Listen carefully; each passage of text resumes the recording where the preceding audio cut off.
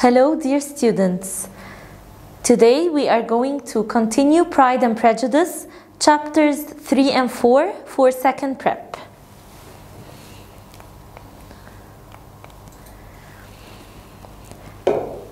Chapter 3, Mr. Collins visits Longbourn. After Jane and Elizabeth had arrived from Longbourn, the family expected the visit of Mr. Collins. As we know, that Mr. Collins was Mr. Bennet's heir. The visit was definitely unwelcomed by the family. One day, Mr. Bennet and his wife, Mrs. Bennet, were having breakfast. That was the day next to Jane and Elizabeth's arrival from Netherfield. Mr. Bennet told Mrs. Bennet that they were expecting a visitor. She thought that this visitor was Mr. Bingley. He told her, no, this visitor is a person whom I have never seen before. That caused general astonishment from the whole family. So Mrs. Bennet and the 5 daughters kept on asking who this guest was. So he explained that he had recently received a letter from his distant cousin, Mr. Collins, who was his heir, the one who would inherit his property after his death. And mockingly, Mr. Bennet told them that he would throw them all out of his house. Mrs. Bennet was extremely sad. She didn't want to receive Mr. Collins as a guest. Jane and Elizabeth tried to explain the legal situation to Mrs. Bennet again. They had often attempted to explain to her the legal situation, but in vain. She refused to understand. And she continued to complain about Mr. Collins. Mr. Bennet started to read them the letter. In the letter, Mr. Collins expressed his wish to improve the relationship with the Bennets.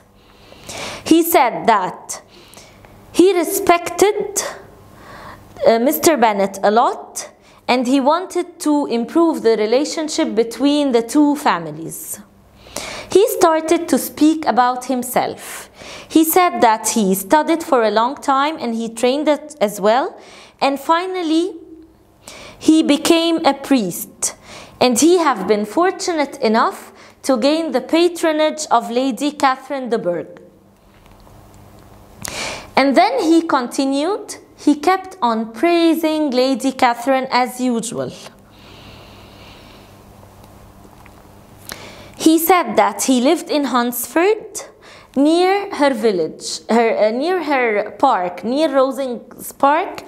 Where was this? It was in Kent. And he spoke respectfully of Lady Catherine and her ladyship. And then he started to explain why he wanted to improve the relationship between the two families. First, because it was his duty to encourage all the families in his area in order to influence them to live peacefully. And that's why he was offering his friendship to Mr. Bennet. And then he said that he was extremely concerned that when he eventually inherits all Mr. Bennet's property, his daughters would doubtlessly be very poor. So he apologized for this in his letter, and he promised that he was ready to make amends to the Bennet daughters. So he decided to visit Mr. Bennet and his family on Monday, November the 18th at 4 o'clock. And he shall probably stay till the following Saturday. He ended his letter respectfully and wished And he ended his letter respectfully with good wishes to Mrs. Bennet and the Bennet daughters. He appeared from his letter to be extremely polite and serious.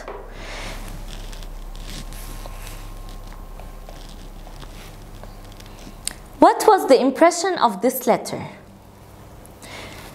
The first impression of Mr. Collins from the letter that he was rather ridiculous, self-important, and he was also a servile to Lady Catherine. There was a mixture of servility and self-importance in his letter, and that was noticed by the Bennets. He arrived at 4 o'clock sharp. He arrived punctually. He was a tall man, heavy looking, and he was almost 25 years old. His expression was very serious, and his manners were formal.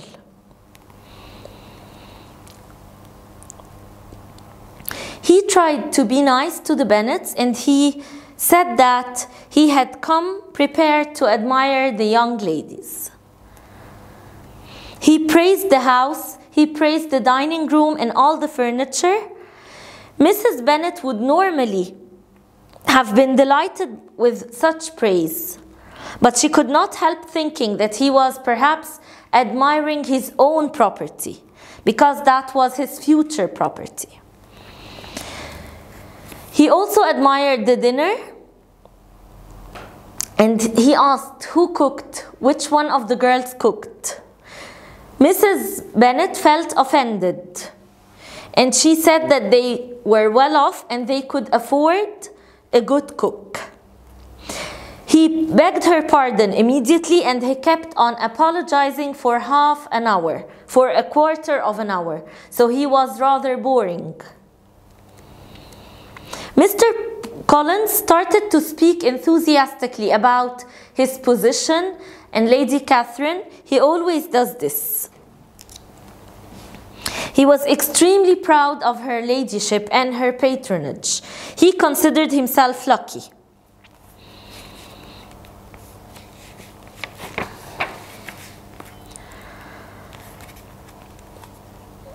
So Mr. Bennet listened to his cousin with the greatest enjoyment. Mr. Collins was as foolish as he had hoped, so his first impression was true. After this, they gave him a novel to read. He was shocked, and he said that he never read novels. He chose a religious book instead, and he started reading it in a slow, monotonous voice that made them all feel bored. Lydia could not hide her boredom, and she interrupted him after only 3 pages. He felt offended and refused to read anymore. So he was not a sensible man. Neither society nor education could improve his manners. He felt extreme respect for his patron and his very good opinion of himself and his new position as a priest. He had a home and a considerable income, so he was now ready to marry. I want you to think who he would like to marry. The Bennet girls would lose their inheritance because of him. He had a reputation for being attractive and charming, and his idea of making amends was to marry one of them. So that was how he offered to make amends to them. He decided to marry one of them. He considered this as an excellent plan. Why? He would appear extremely generous. When he went to Longbourn, he admired Jane because, as I told you before, she was beautiful. And because she was the eldest, she was supposed to marry first. The next morning, he spoke with Mrs. Bennet, and he had to change his mind. So he wanted to propose to Jane, but he changed to Elizabeth. This is supposed to be Elizabeth, after knowing that Jane was about to get engaged to Bingley. So he didn't mind who he would propose to. he decided to propose to Jane, but when he knew that she was about to get engaged, that was not a big deal for him. He decided to change and to propose to Elizabeth. So now we have finished chapter 3. Let's turn to chapter 4. Mr. Collins and all the Bennet daughters, except Mary, went for a walk to Meryton to visit Mrs. Phillips, as usual. On their way, they met an officer whom they had known before. With this officer, they met a handsome officer. It was the first time for them to meet. This officer's name was Mr. Wickham. So Mr. Wickham is a new character now.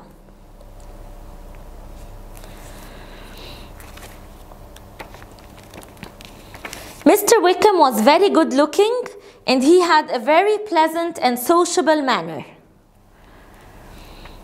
They were standing together after the introductions and they were talking all together happily. And when they suddenly heard the sound of horses, who came? Darcy and Bingley.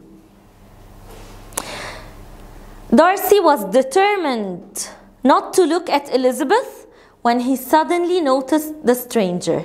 Of course, Bingley was busy with Jane. When they caught sight of each other, Wickham and Darcy, both of them were astonished and their faces changed. So it seemed that they knew each other from before. So Darcy and Bingley came. Darcy and Wickham's faces changed when they saw each other. Elizabeth was curious to know the relationship between them. After this, Mr. Wickham touched his hat and Mr. Darcy nodded very slightly and left. Mr. Collins and the Bennet daughters, they went to Mrs. Phillips. She told them that she was going to arrange for a little supper party for some of the officers, and she asked Mr. Phillips to visit Mr. Wickham and invite him to come to this supper party. So she invited them as well, and of course Mr. Collins. So Mrs. Phillips arranged the supper party the following day and invited everybody. Who is everybody? Mr. Collins, the Bennets, and also the officers. Wickham asked her how long has Darcy been staying there. She said that it was about a month. She didn't want to let the matter drop, so she continued. She said, "He's a man of very large property in Derbyshire, I understand." She wanted to know whether he knew him or not. Wickham replied, "Yes, his income is 10,000 a year at least. I know more about him than most people, as I have been closely connected with his family since childhood." So they knew each other.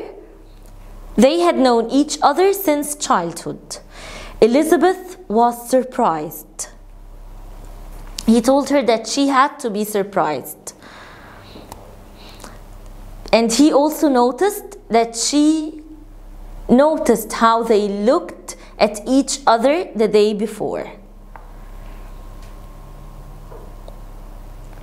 She said, he asked her, "Do you know Darcy?" She said that she believed him to be extremely disagreeable. He said that he had known him too long and he could judge him fairly. He believed that most people would be astonished by Elizabeth's opinion.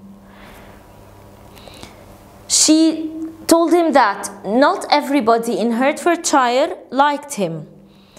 Everybody's disgusted with his pride, and he wasn't praised by anyone. He didn't feel sorry. He liked this impact. And he added that the world is blinded by his fortune and importance. After a pause, he added that he wondered if he was likely to stay at Netherfield much longer. Still, Elizabeth wanted to know more about the relationship between them. So So he said that his reason for avoiding to see him was not known by many people, although he could make it public, but he refused. And he started telling his story. He claimed that Darcy's late father loved him a lot, and he was fond of him, of Wickham, I mean. And he was his most faithful friend. And whenever Wickham thought of Darcy's father, he thought of this with the most painful regret. Why? Because Darcy has behaved wickedly towards Wickham. He could never forgive him for the harm he caused him, and also for the insult that he had to his father's memory. So now Wickham claimed that Darcy had caused him trouble. How was this trouble? He claimed that he deprived him of his right of a fortune and also of being a priest. He said that he could forgive him for all this, but he could never forgive him for the insult to his own father's memory. Elizabeth listened eagerly. Wickham began to speak more generally about Meryton, and then he returned back to the same topic, Darcy. He said that he had never intended to join the army. He was interested to work in church and to have a comfortable income in Derbyshire. As a Derbyshire rector, he wanted to be a rector or a priest in the Derbyshire church. Mr. Darcy's father had been fond of him, as I told you, and this made Darcy jealous. Mr. Darcy's father promised him to give him the post of the rector of Pemberley. But unfortunately, after Darcy's father's death, and when the post became vacant, it was given to someone else. He accused Darcy of this. And he said that Darcy's father hadn't written this wish in his, didn't state his wish in writing. He just said it orally. And Mr. Darcy chose to treat it as a recommendation only, not as a will. He said that he had never done anything bad to cause him to lose this post. And he believed that Darcy hated him and that he was jealous of his father's affection for him, and that's why he deprived him of this post and of this fortune. She believed this to be shocking, and she had never thought Darcy to be as bad as that. She never liked him, but she only assumed he felt superior to everyone else, but she had never believed him to be such inhuman.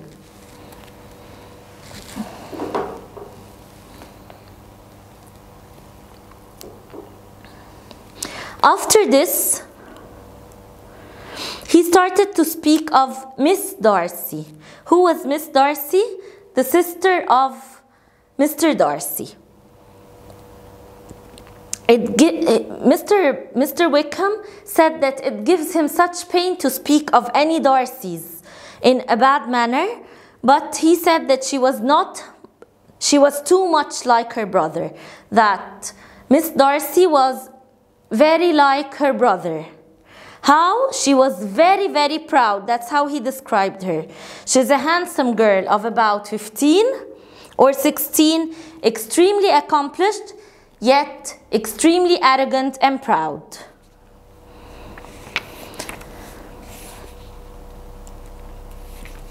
Elizabeth said that she was very surprised of Mr. Bingley's relationship and friendship with Darcy because, as I told you, if you remember, in chapter 1, that they were a foil to each other. Darcy was extremely disagreeable, where Bingley was extremely agreeable and loved by everyone. He was very popular. After this, they were joined by some other people, strangers, so the conversation became more general. Later on, he said that Lady Catherine, Mr. Darcy's aunt, was planning to marry her daughter to Mr. Darcy. After this, Mr. Bingley had fixed the date for his ball, which will be held at Netherfield. And he invited everybody. Elizabeth wanted to see Wickham, who was not there. She searched for him, but she couldn't find him. And she thought that Darcy refused to allow Bingley to invite Wickham. She started dancing with Collins, which was extremely boring. And then Darcy approached and asked to dance with Elizabeth, and she agreed without giving it a second thought.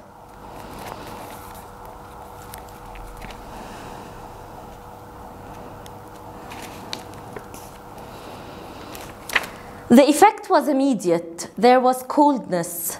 They didn't speak for long. After a moment, Darcy said that Mr. Wickham was so agreeable and he makes friends easily, but he could never keep them. Elizabeth's family was extremely stupid. Why?